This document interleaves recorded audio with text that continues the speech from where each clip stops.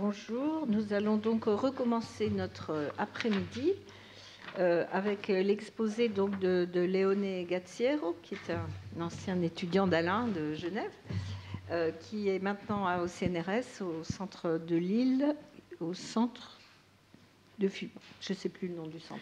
STL. STL, oui, mais je ne sais plus ce que ça veut dire sans ce... Bon, bref. Savoir texte langage. En tout cas, qui a travaillé sur la logique ancienne et médiévale, qui a un projet sur les réfutations sophistiques, entre autres, qui a édité un certain nombre de sophismes avec Alain Delibera sur la référence vide, et qui a travaillé sur le troisième homme avec un livre dont vous avez le nom dans le programme, Rationes ex machinas, la microologie à l'âge de l'industrie de l'argument, édité en 2008 chez Vrin. Et donc, il va nous parler, je reprends le titre de Ars Sophistica, justement, très simple. Donc, merci Léonet. Merci infiniment Irène, merci infiniment Alain. C'est un honneur d'intervenir dans ce cadre pour évoquer ensemble l'art médiéval de démasquer les arguments fallacieux, qui est l'un des domaines dans lesquels s'est déclinée la logique de langue et culture latine, dont Julie Brambert a brossé tout à l'heure un tableau d'une richesse remarquable. Par sa vocation, qui est celle d'être garante du discours vrai, son domaine d'application, qui est celui d'une langue naturelle plutôt que d'un langage formel ou formalisé, et par son corpus, qui est avant tout celui des traités réunis sous l'intitulé traditionnel d'Organon, la logique médiévale ne pouvait qu'accorder une importance capitale à la traque de ce que nous appelons sophisme et que les médiévaux appelaient plutôt fallaciae.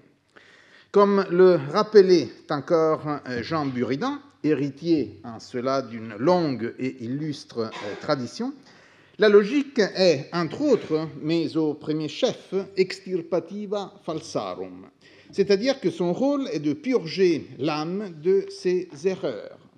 Cette purification consiste, pour l'essentiel, à faire le tri entre bons et mauvais arguments, ce qui explique, dans une certaine mesure au moins, l'engouement des médiévaux vis-à-vis de tout ce qui est susceptible de dérailler le cours ordinaire du raisonnement, et la place de choix qu'une génération après l'autre, les médiévaux ont réservé aux sophistici elenchi d'Aristote après les avoir redécouverts à l'époque d'Abélard et de Jacques de Venise.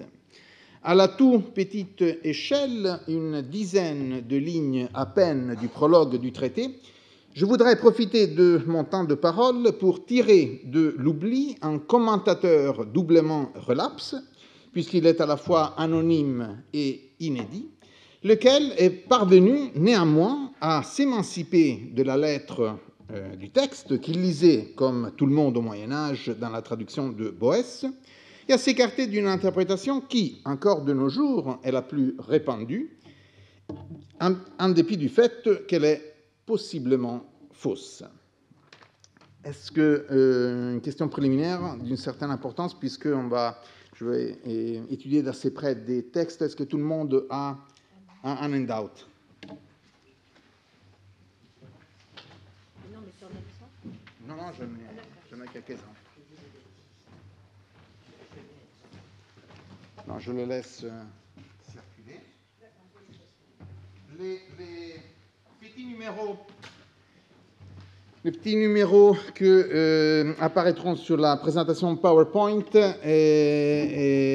correspondent au texte, à l'ordre des textes dans le handout.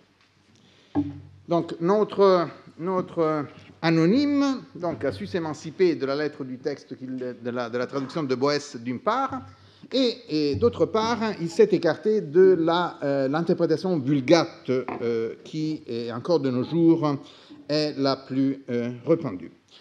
Comme chacun sait, l'entrée en matière des réfutations sophistiques est l'une des plus et mieux structurées du corpus des écrits d'école d'Aristote. Celui-ci part de ce qu'il considère une évidence, à savoir qu'il y a des arguments, ou que les arguments se partagent, un raisonnement de bons et de mauvais aloi. Il identifie ensuite la cause la plus courante et la plus insidieuse des dérives du raisonnement, qui n'est autre que le langage lui-même, qui est constitutivement en décalage vis-à-vis des choses dont il se trouve parler. Et j'aborde le tout premier texte qui figure dans le handout dans un tableau avec la traduction de Boès en regard. Pourquoi donc le langage est en décalage vis-à-vis des choses dont il parle? Et puis, gare, de fait, nous dit Aristote, puisque ukestin autata pragmata dialegestai ferontas, puisqu'on ne peut pas dialoguer en apportant les choses elles-mêmes, alla tois onomasin antiton pragmaton chrometha hos symbolois, mais qu'à la place des choses, nous nous servons des mots comme de symboles, hos symbolois, to symbainon epiton onomaton, kai epiton pragmaton, egumetha symbainei. Nous croyons, egumetha, que ce qui se passe, to symbainon, au niveau des mots, epiton onomaton, se passe aussi au niveau des choses, kai epiton pragmaton symbainei. Kathaper, epiton psephon, tois logizomenois, ainsi que cela arrive à ceux qui calculent, tois logizomenois, au sujet des cailloux, epiton psephon. Todukestin homoion. Mais, poursuit Aristote, ce n'est pas pareil ou cela ne revient pas au même. Tamen gar onomata peperantai, en effet, les mots sont en nombre limité, kaito ton logon plethos, de même que la multiplicité des énoncés, tade pragmata ton arithmon apeira estin, alors que les choses sont telles, innombrables ou en nombre infini. Anankaion un pleio ton auton logon kai tu nomato hen semaini. Il est dès lors nécessaire que le même discours, ho autos logos, et un seul et même mot, tu nomato hen, signifie plusieurs choses. Pleio semaini.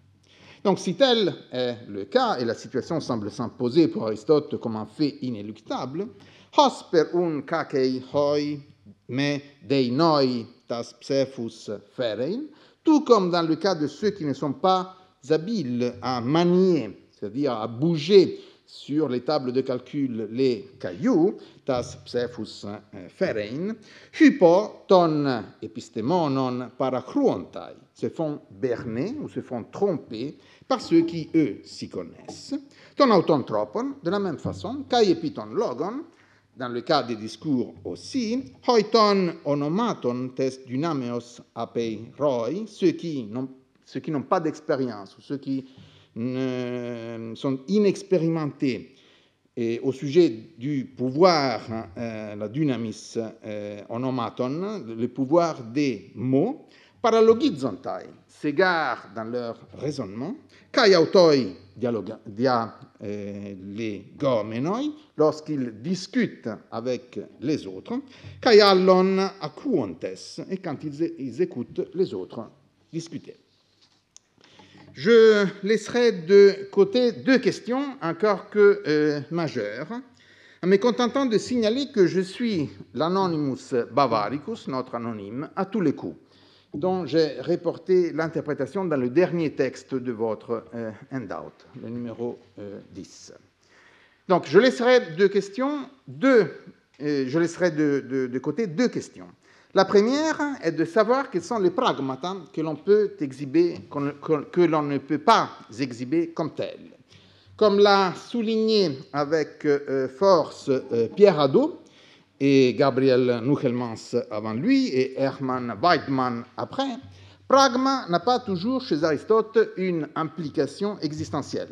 C'est-à-dire que les pragmata que l'on ne peut pas porter dans les discours ne sont pas forcément des choses concrètes ou des états de choses, comme le fait, par exemple, que tel ou tel individu soit assis, ou pas, d'ailleurs.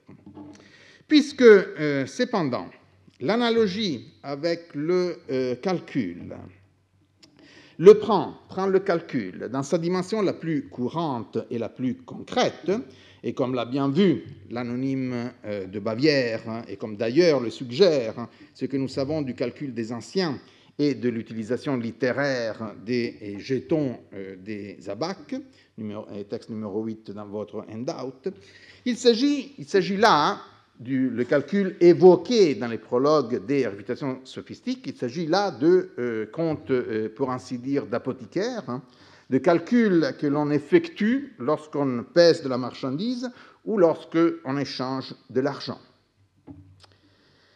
Je privilégierai pour cette raison une acception ontologiquement plutôt robuste. Il s'agit bel et bien de choses que l'on peut toucher, peser, pointer du doigt, etc. Comme l'explique toujours notre anonyme, qui les comprend précisément de cette façon. La deuxième question que je laisserai de côté est celle de savoir ce que recouvre ici la notion de ton onomaton dynamis, le pouvoir des mots, la virtus nominum. David Lefebvre vient de publier un livre admirable au sujet de la notion de puissance chez Aristote. Or, la mention de dynamis au début des Sophistici Elenchi est, je crois, la seule occurrence qu'il n'étudie pas. Et je ne pense pas un seul instant qu'il s'agisse là d'un oubli, puisque même dans l'économie d'une somme de quelques 600 pages, comme le livre de David Lefebvre, l'auteur a eu parfaitement raison de ne pas l'aborder. De fait, la dynamis et le langage ont une longue histoire, surtout au Moyen Âge. Mais notre texte n'a pas un intérêt comparable à celui de certaines pages de Platon, de Thucydide, voire d'un certain nombre d'auteurs du Moyen Âge, et Luisa Valente en a mentionné quelques-uns à la fin de sa conférence tout à l'heure. Et disons, un passage des premiers analytiques d'Aristote illustre ce propos illustre ce point plutôt bien, puisque, comme ressort notamment des expressions que j'ai soulignées, donc, lorsque la signification tosemainomenon de deux expressions linguistiques est la même, tauton, c'est qu'elle signifie la même chose, tauto dynatai. Et là aussi, l'anonyme de Bavière me semble avoir dit tout ce qu'il y a à dire concernant la seule dimension qui intervient dans le prologue des Sophistici Elenchi et qui est d'ordre sémantique, c'est-à-dire que la dynamis est simplement ce que les mots veulent dire. Je le cite, eodem modo, in arte disputandi, qui sunt ignari virtutis nominum, vel significationis terminorum, paralogizantur. Il en va de même pour ce qui est de l'art de la discussion. Ceux qui ignorent la valeur des mots, autant dire, vel, la signification des termes, raisonnent de travers. Puisqu'en revanche, donc, après avoir laissé de côté deux questions, puisque, en revanche, Aristote, primo, introduit l'analogie entre les mots et les cailloux pour expliquer pourquoi ceux qui dialoguent et ceux qui calculent peuvent se tromper. Secondo, Aristote développe le versant langagier de cette analogie, c'est le versant qui l'intéresse ici. N'oublions pas qu'il s'agit d'expliquer les fautes de raisonnement et pas les erreurs de calcul. Et, en troisième lieu, Aristote reprend cette même analogie pour montrer comme on se trompe en maniant alternativement les mots et les cailloux. On conviendra aisément qu'il s'agit là du fil conducteur de ces quelques lignes. C'est pourquoi la question fondamentale que notre texte pose est de savoir si et dans quelle mesure Aristote faisait lui-même confiance à cette analogie. Autrement dit, faut-il prendre cette analogie au pied de la lettre? Les cailloux sont au calcul, c'est que les mots sont au discours, et c'est précisément pourquoi, maniés de façon peu scrupuleuse, ils peuvent compromettre la validité de nos discussions, s'il s'agit de discuter, ou de nos résultats, s'il s'agit de compter. Ou faut-il, au contraire, Comprendre cette analogie à contresens, comme le font encore de nos jours les interprètes qui, à l'instar de Scott Schreiber, parlent plutôt d'une opposition ou d'un contraste et des analogies entre les éléments du discours et ceux du calcul. En gros, l'alternative est la suivante. Est-ce que les psephoi, les cailloux, sont là pour nous expliquer de quelle manière les onomata, les noms, se comportent, ou bien est-ce qu'ils sont là pour nous expliquer de quelle manière les noms ne se comportent pas? Pour commencer, il faut avouer que, telle que je viens de la formuler, cette alternative n'est contemplée nulle part dans la tradition latine. Et pour cause. Fait assez rare pour qu'il mérite d'être signalé, la traduction de Boès était en l'occurrence tout sauf transparente, dans la mesure où Boès rendait psephoi tantôt par compoti, compte, tantôt par numeri, nombre, plutôt que par calculi, comme c'eût été assez naturel de le faire. Les maîtres latins pouvaient donc difficilement soupçonner que l'analogie est moins entre le discours et le calcul qu'entre les mots, en tant que symbole linguistique des choses sur lesquelles portent nos discours, et les cailloux, en tant que symbole logistique ou computationnel des choses sur lesquelles portent nos calculs. Si la traduction de Boès n'a pas vraiment aidé les commentateurs latins à identifier quels sont au juste les termes de l'analogie qui structure notre texte, leur familiarité avec la littérature logique de la tradition ne pouvait que les orienter vers la lecture qui nie qu'il y ait une analogie entre le discours et le calcul et qui oppose la façon dont ils sont en prise, le discours de manière équivoque, le calcul de manière univoque avec les choses. De fait, lorsqu'ils ne se sont pas plutôt attaqués à la thèse que les expressions linguistiques seraient un nombre fini, alors même que les choses dont on parle seraient-elles un nombre infini, thèse qui semble les avoir beaucoup intrigués mais très peu convaincus, et parmi ceux qui rejettent cette prémisse du raisonnement d'Aristote, il y a Robert Kirwalby, et aussi le maître aux fesses bien charnues, le Nicolas de Paris, si on admet son identification avec l'un des champions de dames logiques dans la bataille des Sept Arts, le maître Nicole aux hautes naches. Donc les commentateurs latins, lorsqu'ils n'ont pas simplement rejeté l'analogie computationnelle, en argumentant contre le nombre fini des mots versus le nombre infini des choses, donc les commentateurs latins ont, non sans raison, lu relativement tôt et durablement ce passage, les prologues des réfutations sophistiques, à la lumière d'un autre prologue, celui du deuxième commentaire de Boès à l'Exagoguet de Porphyre. Et comme l'écrit l'un des tout premiers commentateurs latins des Sophistici Elenchi, hoc autem non est simile, mais ce n'est pas pareil. Quia ut dicit Boëtius, car comme l'explique Boès, si ex calculo centum evenerint, si 100 est le résultat auquel on parvient en calculant, centum oportet res esse subjectas. Il est nécessaire que 100 soient aussi les choses sur lesquelles porte le calcul. Et quicquid in digitos recte computantis evenerit, et quel que soit le résultat auquel on aboutit en calculant correctement sur les bouts des doigts, id procul dubio in natura rerum fixum tenetur. On considérera comme indoublitablement arrêté que c'est cela même qui s'est produit dans l'ordre naturel des choses. Sed non quicquid in concurso sermonum evenerit. Ce qui n'est pas le cas de tout ce à quoi l'on parvient en assemblant des discours.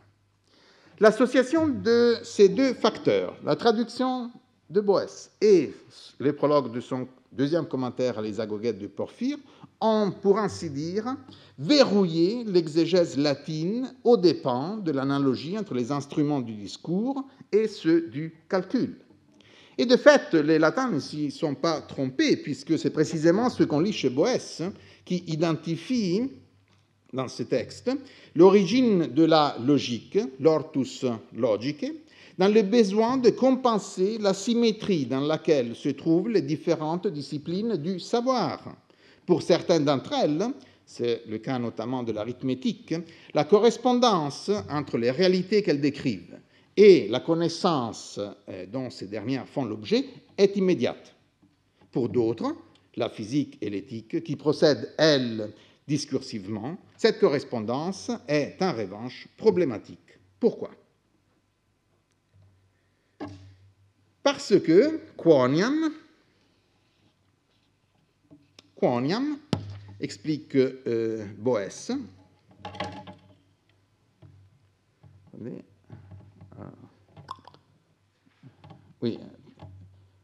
quoniam per imperitiam, la peiria, imperitiam disputandi, à cause de l'inexpérience dans l'art de la discussion, quicquid ratiocinatione comprehenderant, hoc in res quoque ipsas evenire arbitrabantur.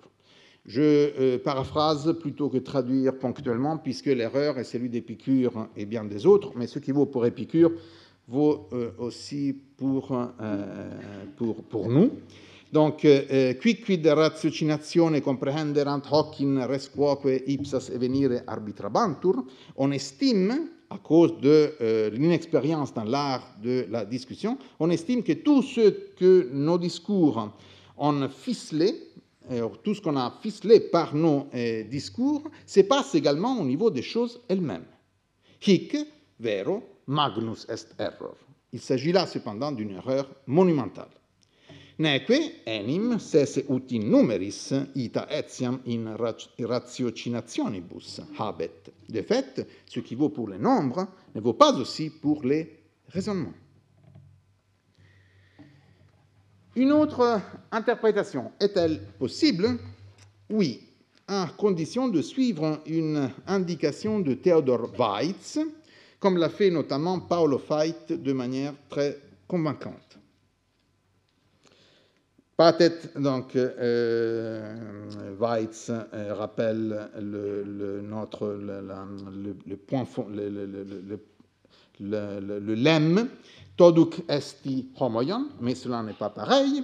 Non recte hec interpretatur Alexander, c'est le commentaire du pseudo-Alexandre, en réalité Michel Defez, aux réfutations sophistiques d'Aristote. Donc, Michel Defez ne l'interprète pas de façon correcte. Patet enim ex sequentibus sensum huius loci hunc esse. Il ressort de manière manifeste de ce qui suit que le sens de ce passage est le suivant. Toduc esti homoion to epiton onomaton symbainon kai to epiton pragmaton. C'est-à-dire, ce n'est pas que l'analogie s'arrête entre le discours et le calcul, mais c'est simplement que la cause de ce manque, disons, la cause de l'asymétrie entre le langage et les choses, laquelle est analogue à au décalage du calcul, tient au fait que les mots sont en nombre fini et les choses sont en nombre infini. Donc, une autre interprétation est-elle possible? Oui, si l'on suit cette indication de Theodor Waitz. Le plus simple est encore de lire cette interprétation chez notre anonyme de Bavière, qui, en dépit de cumuler les désavantages qu'on a vus, a su retrouver le fil conducteur de l'analogie entre les mots et les cailloux, et surtout a su ne pas le perdre dans les méandres du texte. Comme je voudrais le montrer en lui laissant la parole pour conclure. Et je lis directement la traduction. Lorsqu'il dit « tout comme »,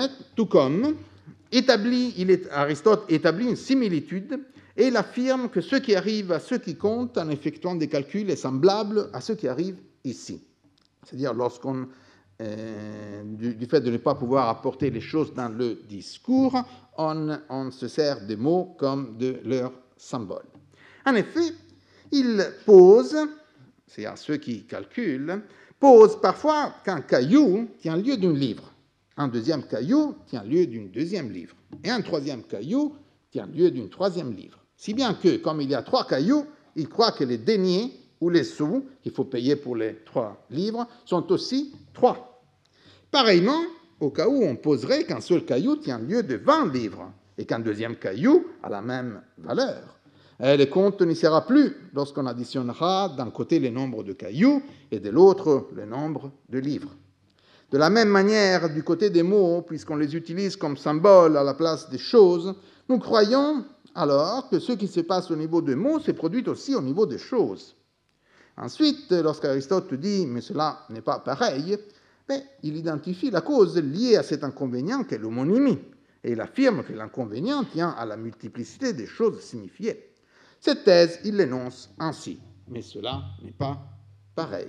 Et cela doit être ramené, retorquere, c'est les allers-retours auxquels je faisais allusion, cela doit être ramené à ce qui a été dit avant au sujet de l'apparence fallacieuse, c'est-à-dire que la cause de cette tromperie, qu'est l'homonymie, intervient quand nous croyons que la même chose se passe et au niveau des choses et au niveau des mots.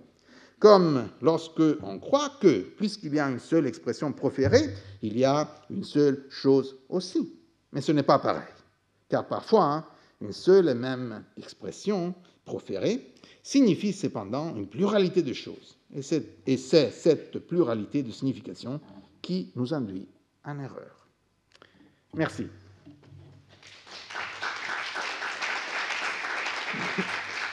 Thank you.